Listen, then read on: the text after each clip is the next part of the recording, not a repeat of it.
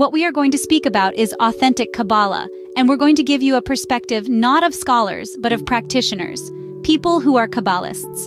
And in this series, you'll get not only an overview of authentic Kabbalah, but also the keys, the basic concepts, the ways of approaching this wisdom so that it can open to you. Because it is a way of study, a way of thinking, and a way of feeling very different from our normal sense of things. And it requires, as any skill does, a mastery of the basics.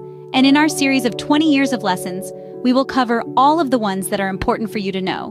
But let's start with an overview of Kabbalah, because there's a great deal of confusion about it.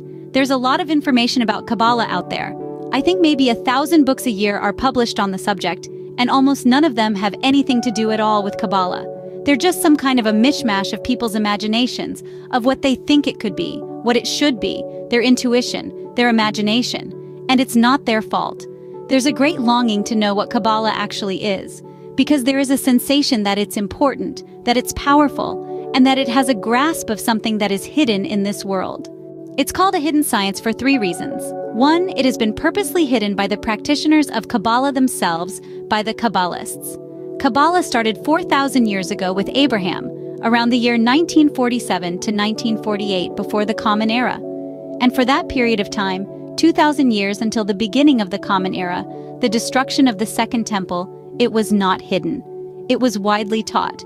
You know the stories of Abraham sitting in the door of his tent and welcoming travelers to come, and he would show his hospitality. Well, what he was actually doing was he was feeding them, and he was teaching them about the wisdom of Kabbalah.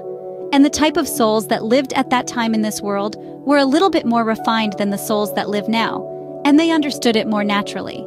But something occurred at the beginning of the Common Era, at the destruction of the temple, that made it impossible for people of that generation, and for the 2,000 years that followed, to really understand anything in Kabbalah.